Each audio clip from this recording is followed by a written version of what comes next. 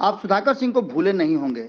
2022 में जब एक बार फिर से महागठबंधन की सरकार बनी और नीतीश कुमार अपने मंत्रिमंडल का गठन कर रहे थे तो सुधाकर सिंह का भी नाम उसमें सामने आया था।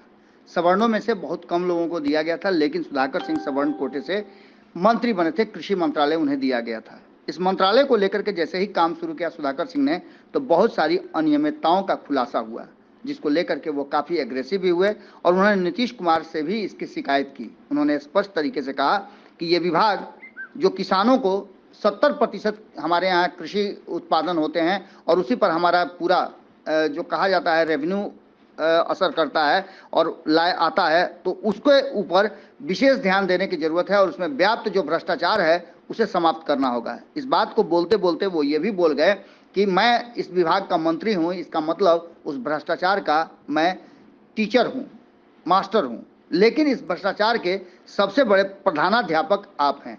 उन्होंने इसी तरह की बातों को लेकर के जो बात कही, मंत्रिमंडल में बैठक को बीच में छोड़ना पड़ा उन्हें और उसके बाद से उनका त्यागपत्र भी हुआ। लेकिन इन सब बातों को लेकर के अब जो चीज़ें सामने आई है उसे भारतीय जनता पार्टी ने बड़ा सिलसिलेवार ढंग से खोला है। सुधाकर सिंह वाले कृषि विभाग पर भारतीय जनता पार्टी का बड़ा आक्रमण हुआ है और साफ कहना है कि बहुत कुछ हो रहा है। क्या क्या हो रहा है और किस तरह की चीज़ें सामने आई है, आप पूरा का पूरा बयान सुनिए।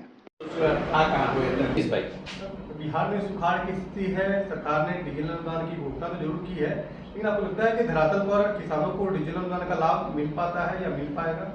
पहले तो मैं सरकार से मांग करता हूं कि जो सुखाड़ की स्थिति देखते हुए पूरे बिहार को सूखाग्रस्त क्षेत्र घोषित करना चाहिए।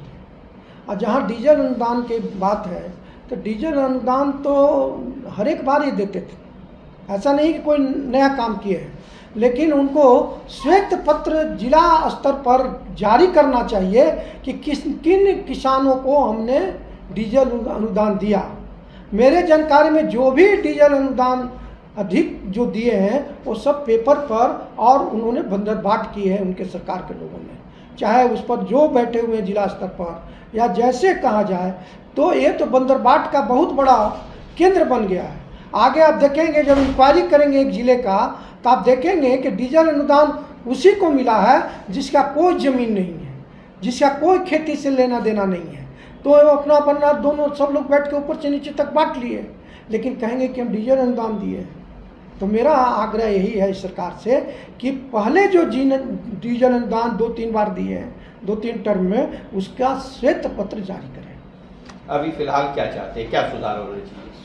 कुछ नहीं, पहले तो ये सूखाग्रस्त बिहार को घोषित करें, सभी जिले को जहाँ जहाँ रोपनी नहीं हुआ। मेरे जानकारी में दक्षिण बिहार तो पहले भी सूखाग्रस्त रहा है पानी के अभाव में, लेकिन उत्तर बिहार में भी अभी तक तो नहीं है कि इतना बारिश हुई है कि लोग धान का रोपण कर सके।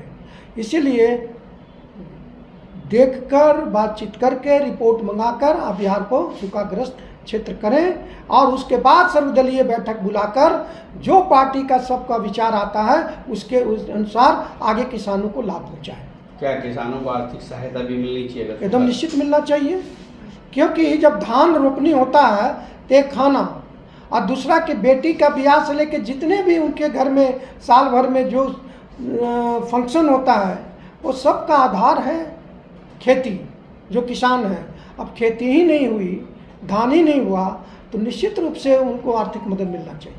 अगर ये वीडियो पसंद आई और वह बिहार के राजनीति और बिहारियत से सरोकार रखेनी तो सब्सक्राइब बटन दबा के चैनल के सब्सक्राइब कर ली। ओजे एगो घंटी बा, ओकरा बटन दबा देला से कुल सटीक और मारक खबर रुआ मुफ्त में मिल जाई। अगर रुआ पत्रकारिता के हमनी के नया प्रयोग में सहयोग कर चाहतानी तो ज्वाइन बटन दबा दी। पेटीएम नंबर नोट कर ली 9386816700। धन्यवाद।